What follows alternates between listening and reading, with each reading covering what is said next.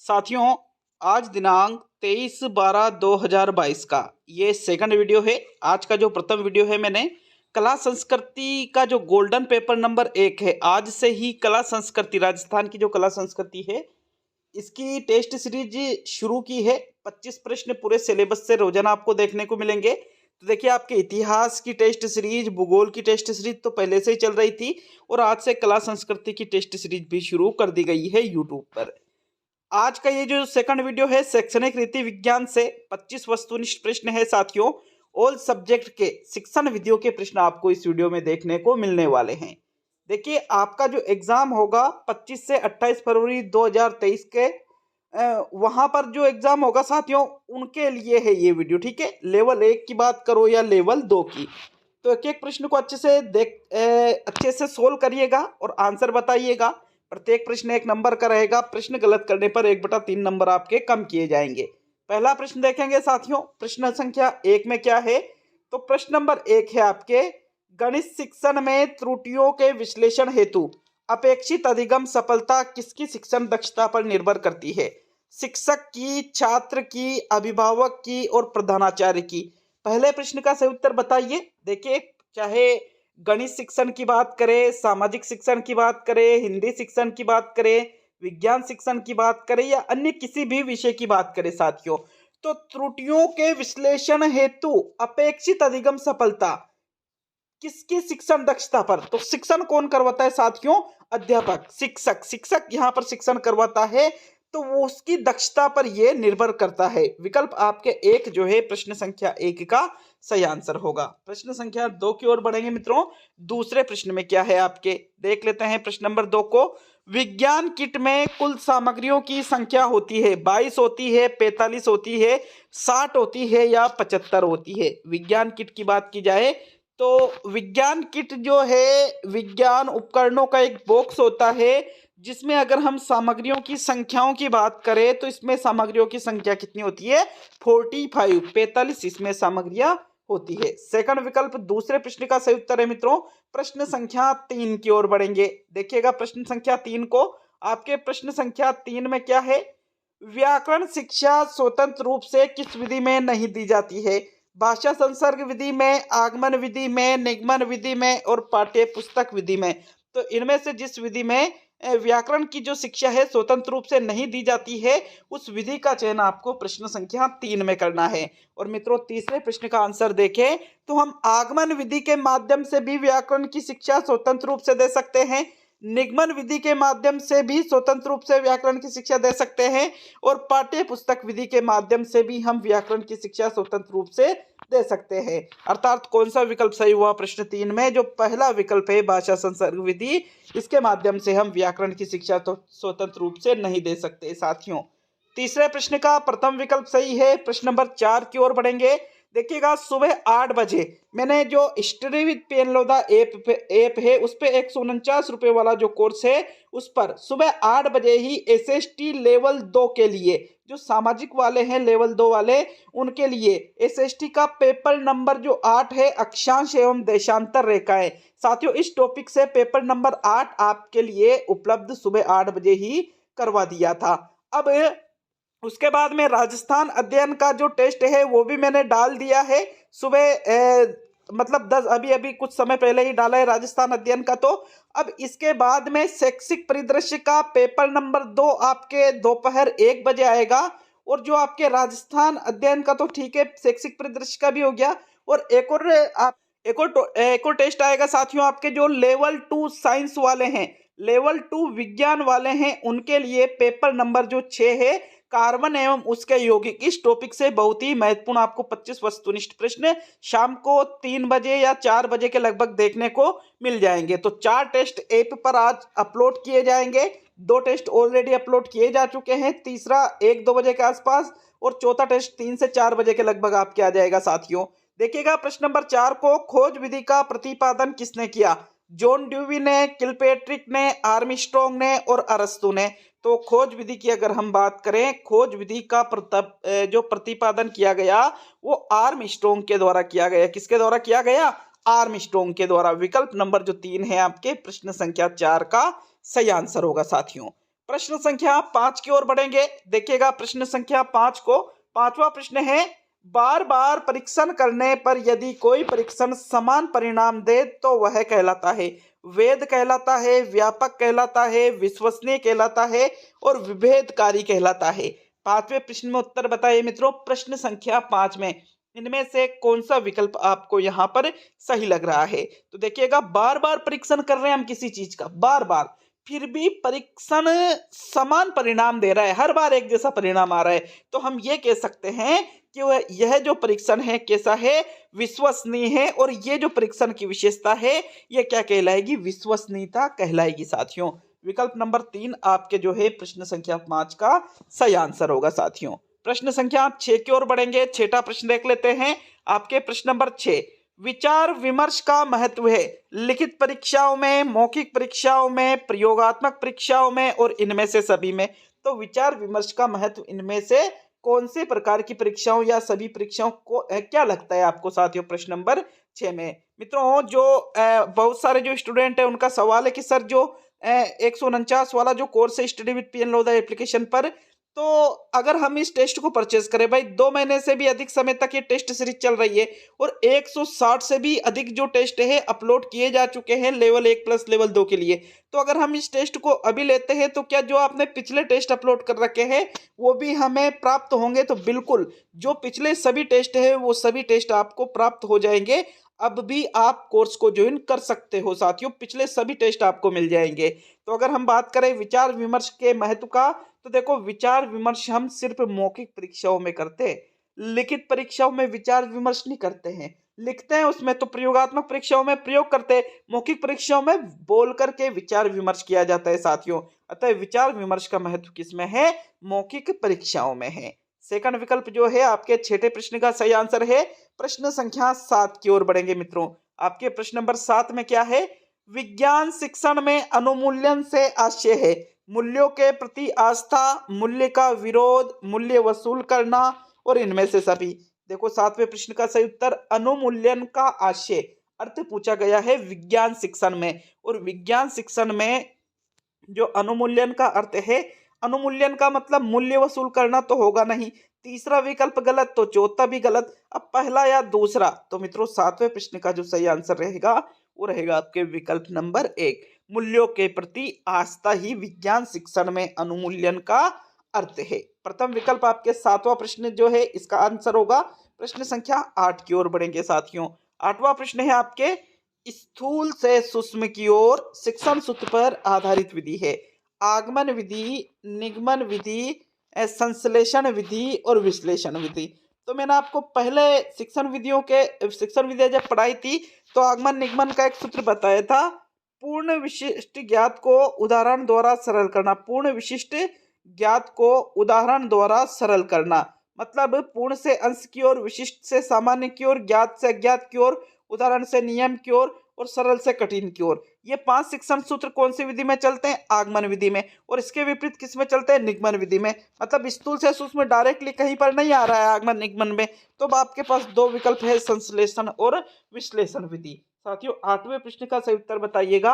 अगर हम बात करें स्थूल से सूक्ष्म की ओर, ये हम पढ़ते हैं संश्लेषण में चीजों को इकट्ठा किया जाता है, विश्लेषण में अलग अलग। सूक्ष्म से स्थूल की ओर विश्लेषण में, स्थूल से सूक्ष्म की ओर संश्लेषण में। तो आपके जो थर्ड विकल्प है प्रश्न संख्या 8 का सही आंसर होगा मित्रों। प्रश्न संख्या 9 की ओर बढ़ेंगे। आपके प्रश्न संख्या 9 में क्या है देखते हैं। प्रश्न नंबर 9 को, सामाजिक अध्ययन तथा सामाजिक विज्ञान में अंतर है। विषय वस्तु का अंतर है, गहनता तथा प्रयोजन क्रम का अंतर है, पाठ्यक्रम का अंतर है और इनमें से किसी का भी अंतर नहीं है। तो आप ये भी जानते हो कि भाई जो सामाजिक अध्ययन है इसका जो स्तर है सामाजिक विज्ञान से थोड़ा कम माना जाता है साथियों, थोड़ा कम, ठीक है ना। तो अगर कुछ ना कुछ तो अंतर है तो कोई नहीं को तो हम हटा देते हैं। तो क्या विषय वस्तु का अंतर है, या फिर पाठ्यक्रम का अंतर्गत अंतर है, या गहनता तथा प्रयोजन क्रम का अंतर है? तो 9वें प्रश्न में उत्तर बताइए मित्रों। प्रश्न संख्या 9 में कौन सा विकल्प चुनोगे? आंसर देखिए प्रश्न नंबर 9 का विकल्प नंबर जो 2 है, गहनता और प्रयोजन। प्रयोजन का मतलब उद्देश्य। सामाजिक अध्ययन और सामाजिक विज्ञान का जो मूल उद्देश्य है वो कहीं ना कहीं थोड़ा बहुत चेंजेस है, और गहनता मतलब जितनी गहनता सामाजिक विज्ञान में है उतनी सामाजिक अध्ययन में नहीं है। विकल्प नंबर 2 आपके प्रश्न संख्या 9 का सही आंसर है। प्रश्न नंबर 10 की ओर बढ़ेंगे साथियों। 10वां प्रश्न, पाठ्यक्रम निर्माण के सामान्यतः सिद्धांत होते हैं। 6 सिद्धांत, 7 सिद्धांत, 8 सिद्धांत और 5 सिद्धांत। तो इनमें से पाठ्यक्रम निर्माण के सामान्य रूप से जितने सिद्धांत माने गए हैं उन सिद्धांतों की संख्या आपको प्रश्न संख्या 10 में बताना है। साथियों 10वें प्रश्न का आंसर देख लेते हैं। कौन सा विकल्प आपके सही रहेगा? पाठ्यक्रम निर्माण के सामान्यतः सिद्धांत कितने होते हैं? 6 सिद्धांत होते हैं। कितने सिद्धांत होते हैं? 6 सिद्धांत। विकल्प 1 आपके प्रश्न संख्या 10 का सही आंसर है साथियों। प्रश्न नंबर 11 की ओर बढ़ेंगे साथियों। 11वें प्रश्न में क्या है? गणित की भाषा एवं प्रकृति अन्य विषयों की अपेक्षा है अधिक कमजोर है, अधिक लचीली है, अधिक सुदृढ़ है और इनमें से कोई भी नहीं। 11वें प्रश्न का उत्तर बताइए साथियों। प्रश्न संख्या 11 में कौन से विकल्प पे जाओगे? गणित की भाषा और प्रकृति की बात की जा रही है कि ये अन्य विषयों की अपेक्षा कैसी है, तो कोई नहीं को तो हम यहाँ से हटा देते हैं। भाई देखो, अधिक कमजोर नहीं हो सकती है, अब लचीली या अधिक सुदृढ़, इनमें से आंसर आपका रहेगा 11वें प्रश्न में। आंसर देखे साथियों, प्रश्न संख्या 11 में कौन सा सही रहेगा? तो इसका सही उत्तर है अधिक सुदृढ़। कैसी होती है? अधिक सुदृढ़। थर्ड विकल्प जो है आपके प्रश्न नंबर 11 का आंसर होगा साथियों, अन्य विषयों की अपेक्षा। प्रश्न संख्या 12 की ओर बढ़ते हैं। 12वां प्रश्न क्या है? प्रयोग प्रदर्शन विधि नहीं है, मितव्ययी नहीं है, प्रयोग पर आधारित नहीं है, छात्र केंद्रित नहीं है, शिक्षक केंद्रित नहीं है। तो प्रयोग प्रदर्शन विधि इनमें से कैसी नहीं है साथियों? बात करें कौन सा आंसर सही रहेगा आपके? तो इसमें देखो, प्रयोग प्रदर्शन विधि में प्रयोग तो किया जाता है, मतलब प्रयोग पर तो आधारित है। अब इसमें प्रयोग प्रदर्शन विधि में कम संसाधनों की जरूरत पड़ती है, तो ये मितव्ययी भी है, मतलब कम खर्चा होता है। अब तीसरा या चौथा तो आप सभी को पता होगा कि प्रयोग प्रदर्शन विधि में प्रयोग किसके द्वारा किया जाता है साथियों? शिक्षक के द्वारा किया जाता है। किसके द्वारा? शिक्षक के द्वारा। तो शिक्षक केंद्रित तो है, लेकिन अब कैसी नहीं है, छात्र क्या करते हैं? उसको अवलोकन करते देखते हैं, मतलब छात्र सक्रिय नहीं है, तो छात्र केंद्रित विधि इसको नहीं माना जाता है। थर्ड विकल्प जो है आपके प्रश्न संख्या 12 का आंसर है साथियों।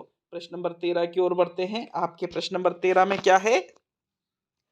मातृभाषा और सीखी जाने वाली द्वितीय भाषा दोनों का भाषा वैज्ञानिक विश्लेषण प्रस्तुत करने हेतु प्रभावी विधि किसको माना जाता है?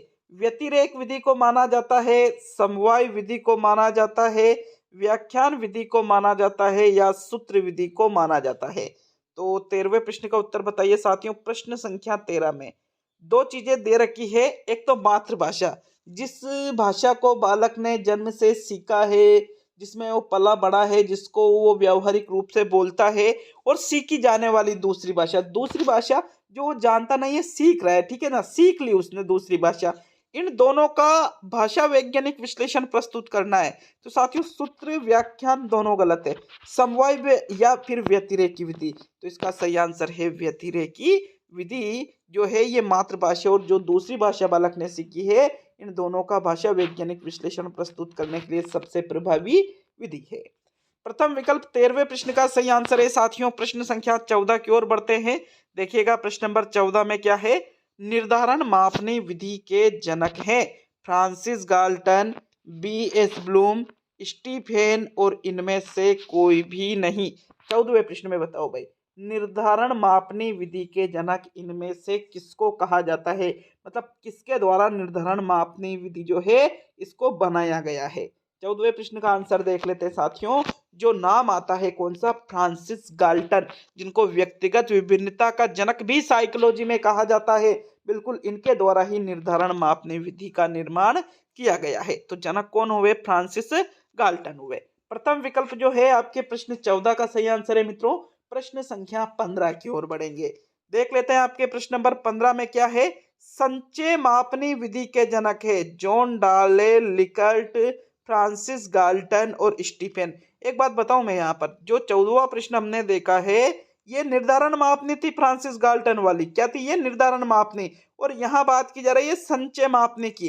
तो निर्धारण मापनी तो हमने पिछले प्रश्न में क्या देखा? आपके फ्रांसिस गाल्टन आंसर था।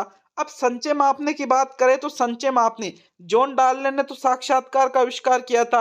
अब देखो लिकर्ट या स्टीफेन, तो साथियों 15वें प्रश्न का आंसर क्या रहेगा आपके? विकल्प नंबर जो 2 है लिकर्ट की संचय मापनी। नाम सुना होगा लिकर्ट की संचय मापनी। बिल्कुल संचय मापनी विधि के जनक कौन है? लिकर्ट ही है साथियों। सेकंड विकल्प 15वें प्रश्न का आंसर होगा। प्रश्न नंबर 16 की ओर बढ़ते हैं साथियों। प्रश्न संख्या 16, रेखा गणितीय आकृतियों के शिक्षण में सर्वप्रथम प्राप्त उद्देश्य होता है, ज्ञानात्मक होता है, अवबोधात्मक होता है, अनुप्रयोगात्मक होता है और कौशलात्मक होता है। तो भाई ऐसा है, प्रश्न को थोड़ा समझ करके, ठीक है ना, प्रश्न को थोड़ा समझ करके उत्तर देना। बहुत ही अच्छा प्रश्न है, क्वालिटी वाला प्रश्न आप इसको कह सकते हो। 16वें प्रश्न की अगर हम बात करें तो आप में मुझे पता है आप अनुप्रयोगात्मक और अवबोधात्मक को तो हटा सकते हो, कंफ्यूजन होगा ज्ञानात्मक में और कौशलात्मक में। प्रश्न कह रहा है रेखा गणितीय आकृतियां जैसे त्रिभुज है, ठीक है ना, जैसे वृत्त है, जैसे वर्ग है, इनमें सबसे पहले प्राप्त उद्देश्य कौन सा होता है? तो मित्रों ज्ञानात्मक या कौशलात्मक, कौन से विकल्प पे जाओगे? तो 16वें प्रश्न का आंसर क्या रहेगा साथियों? आंसर रहेगा आपके विकल्प नंबर 4, कौशलात्मक जो उद्देश्य है ये रेखा गणितीय आकृतियों के शिक्षण में सर्वप्रथम प्राप्त उद्देश्य माना जाता है। अब कई जगह इसका आंसर हालांकि ज्ञानात्मक भी मिलता है, लेकिन आकृतियों से चित्रों से संबंधित तो भाई कौशलों में बात आती है, इसी वजह से फोर्थ विकल्प में इसका सही आंसर बता रहा हूं साथियों प्रश्न नंबर 16 में। प्रश्न संख्या 17 की ओर बढ़ते हैं। 17वां प्रश्न क्या है मित्रों? एक चीज ये है कि बिल्कुल ईमानदारी से कमेंट करना, 25 में से आपने कितने प्रश्नों को माइनस मार्किंग के बावजूद आपने सही किया है साथियों। और अच्छा लगे वीडियो तो वीडियो को लाइक शेयर करके जाना, नए हो चैनल पर जो तो चैनल को सब्सक्राइब भी जरूर करके जाइएगा साथियों। विज्ञान शिक्षण के भावात्मक पक्ष का वर्गीकरण इनमें से किसने किया? सिम्पसन ने किया, हर्बर्ट ने किया, स्किनर ने किया या ब्लूम मसीहा कृतवाल ने किया? तो साथियों प्रश्न संख्या 17 में बताओ कौन से विकल्प पे जाओगे? प्रश्न नंबर 17 में देखो ज्ञानात्मक पक्ष होता है, भावात्मक पक्ष होता है, क्रियात्मक पक्ष होता है। अब अगर हम बात करें विज्ञान शिक्षण के भावात्मक पक्ष के वर्गीकरण की, तो इसका वर्गीकरण ब्लूम ने भी किया, मसीहा ने भी किया और कृतवाल ने भी किया। विकल्प नंबर जो 4 है साथियों प्रश्न संख्या 17 का सही उत्तर है। प्रश्न संख्या 18 की ओर बढ़ते। देखो ज्ञानात्मक, भावात्मक, क्रियात्मक तीनों को ही 6 अलग अलग जो उद्देश्य प्राप्त उद्देश्य उनमें बांटा गया है, तीनों को ही। प्रश्न नंबर 18 की ओर बढ़ेंगे। फोर्थ विकल्प ही 17वें प्रश्न में सही है आपके प्रश्न नंबर 18। कक्षा 1 में कविता पठन किस शैली में करना चाहिए? भावात्मक शैली में, छंदानुगत शैली में, गीत शैली में और सभी में? 18वें प्रश्न का उत्तर बताइए साथियों। प्रश्न संख्या 18 में कौन सा विकल्प आपका सही रहेगा? कक्षा 1 की बात की जा रही है। देखो बिल्कुल 5-6 साल के बच्चे कक्षा 1 में पढ़ने आते हैं, ठीक है, गवर्नमेंट विद्यालय की मैं बात कर रहा हूँ साथियों। तो आप यूं कह सकते हो कि अगर आप उनको छंदानुगत शैली में कोई कविता सुनाओगे तो वो क्या समझेंगे उस चीज को? उनके तो इंटरेस्ट आना चाहिए, लयबद्ध हो कविता। कैसी हो? लय के साथ। जैसे मछली जल की रानी है, जीवन उसका पानी है, ऐसी कविताएं हमने भी साथियों जब हम छोटे थे तो हमने स्कूलों में बोली थी, सुनी थी, पढ़ी थी इन चीजों को। तो ये कैसी कविता है? गीत के रूप में इन कविताओं को गाया जाता है। बिल्कुल गीत शैली में ही कक्षा 1 में कविता पठन जो है ये करना चाहिए। प्रश्न 19 की ओर बढ़ेंगे मित्रों। प्रश्न नंबर 19 में क्या है? मनुष्य तथा समुदायों का अध्ययन करता है, सामाजिक अध्ययन करता है, राजनीतिक अध्ययन करता है, दार्शनिक अध्ययन करता है और आदर्शवादी अध्ययन करता है। 19वें प्रश्न में उत्तर बताइए साथियों। प्रश्न संख्या 19 में मनुष्य तथा समुदायों का अध्ययन इनमें से किस विषय में किया जाता है? तो दार्शनिक में मनुष्य और समुदाय, मनुष्य का तो हो सकता है, समुदाय का नहीं। आदर्शवादी, राजनीतिक नहीं, बल्कि आंसर क्या रहेगा साथियों? जो सामाजिक अध्ययन है, बिल्कुल यही सामाजिक अध्ययन विषय ही मनुष्य तथा समुदायों का अध्ययन करता है। प्रथम विकल्प आपके 19वें प्रश्न का सही उत्तर है साथियों। प्रश्न संख्या 20 की ओर बढ़ेंगे। देखिएगा प्रश्न नंबर 20 को। आपके प्रश्न 20 क्या है? मनुष्य एक सामाजिक प्राणी है, यह कथन किसका है? अरस्तु का, प्लेटो का, बाइनिंग का और जॉन ड्यूवी का? तो मनुष्य क्या है? एक सामाजिक प्राणी है। ये कथन इनमें से किसके द्वारा कहा गया है? अरस्तु ने कहा है, प्लेटो ने कहा है, बाइनिंग ने कहा है या जॉन ड्यूवी ने? 20वें प्रश्न का आंसर देख लेते हैं साथियों। ये जो कथन है अरस्तु के द्वारा कहा गया। किसके द्वारा कहा गया? अरस्तु के द्वारा कि मनुष्य क्या है? एक सामाजिक प्राणी है। तो प्रथम विकल्प 20वें प्रश्न का उत्तर होगा। प्रश्न नंबर 21 को देख लेते हैं। आपके 21वें प्रश्न में क्या है? रेखा गणित का संबंध है किससे? संख्याओं से है, प्रसार व विस्तार से है, अंकों से है या प्रतीक चिन्हों से है? तो इनमें से रेखा गणित का संबंध किससे है? अच्छे से प्रश्न को सोचिएगा और सोच करके उत्तर दीजिएगा। 21वें प्रश्न में रेखा गणित का जो संबंध है भाई ऐसा है, संख्या, अंक, प्रतीक चिन्ह, प्रसार व विस्तार, सभी चीजें हमें गणित से संबंधित लगती है, लेकिन रेखा गणित की बात की जा रही है साथियों यहाँ पर। जैसे अंक गणित है, रेखा गणित है, बीज गणित है, ये गणित की अलग अलग जो शाखाएं है, तो यहाँ पर रेखा गणित की बात की जा रही है। और रेखा गणित का जो संबंध है वो प्रसार और विस्तार से माना जाता है। किससे माना जाता है? प्रसार और विस्तार से माना जाता है साथियों। विकल्प नंबर जो 2 है आपके 21 का बिल्कुल सही आंसर होगा साथियों। प्रश्न नंबर 22 की ओर बढ़ेंगे। आपके 22वें प्रश्न में क्या है? अच्छा, ऐप डाउनलोड का जो लिंक है मैंने कमेंट बॉक्स में दे रखा है, या फिर प्ले स्टोर से जाकर भी आप सर्च कीजिए स्टडी विद पीएन लोधा, वहां से भी आप ऐप को डाउनलोड कर सकते हो साथियों और कोर्स को ज्वाइन कर सकते हो। 22वां प्रश्न है आपके, विज्ञान शिक्षण के ऐतिहासिक क्रम में किस तकनीक का अधिकाधिक उपयोग होता है?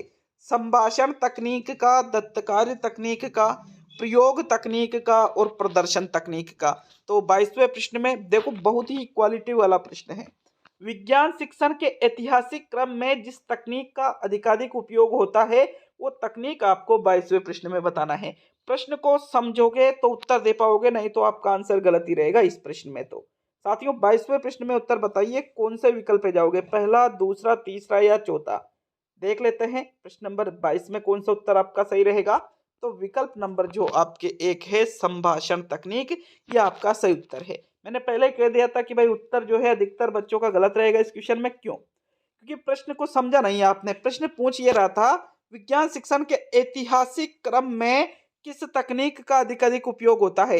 अब आपको ऐतिहासिक क्रम बताना है तो संभाषण के माध्यम से ही तो बताओगे, कि भाई प्रदर्शन करके बताओगे ऐतिहासिक क्रम को भी आप? जी नहीं, संभाषण सबसे बेस्ट आंसर है साथियों प्रश्न 22 में। प्रश्न नंबर 23 की ओर बढ़ेंगे साथियों। 23वां प्रश्न क्या है देख लेते हैं। एक समान उच्चारित होने वाले शब्द निम्न में से किस विधि में एक साथ सिखाए जाते हैं? अनुध्वनि विधि, अक्षर बोध विधि, संगति विधि और ध्वनि साम्य विधि। तो एक समान उच्चारित होने वाले शब्द जिस विधि में एक साथ सिखाए जाते हैं वो विधि आपको 23 में देखना है। कौन सी विधि है साथियों वो? 23वें प्रश्न में एक समान उच्चारित होने वाले, जैसे कोई भी शब्द देख लो, जैसे अगर हम उदाहरण के रूप में देखें तो धर्म, कर्म, मर्म, शर्म, इस प्रकार से शब्द, जैसे काम, नाम, दाम, आम, राम, इस प्रकार से एक समान उच्चारित जो होने वाले शब्द है ये ध्वनि साम्य विधि में एक साथ सिखाए जाते हैं। किस विधि में? ध्वनि साम्य विधि में। विकल्प नंबर 4 आपके 23 का बिल्कुल सही आंसर है साथियों। सेकंड लास्ट प्रश्न की ओर बढ़ेंगे। 24 में क्या है देख लेते हैं मित्रों, आपके प्रश्न नंबर 24 को। अच्छा लगे वीडियो लाइक शेयर जरूर करके जाइएगा साथियों। 24वां प्रश्न है, फिल्म स्ट्रिप किस सहायक सामग्री का अंग है? दृश्य सहायक सामग्री का, श्रव्य सहायक सामग्री का, दृश्य श्रव्य सहायक सामग्री का या इनमें से कोई भी नहीं? 24 का उत्तर बताओ। फिल्म स्ट्रिप की बात की जा रही है। देखो फिल्म स्ट्रिप एक सहायक सामग्री का प्रकार है और कोई नहीं को तो आप हटा सकते हो, इसमें आप सुन नहीं सकते हो, तो मतलब ये दृश्य श्रव्य भी नहीं है, श्रव्य भी नहीं है, बल्कि कैसी है? दृश्य, ओनली देख सकते हो। फिल्म स्ट्रिप किस प्रकार की सहायक सामग्री है?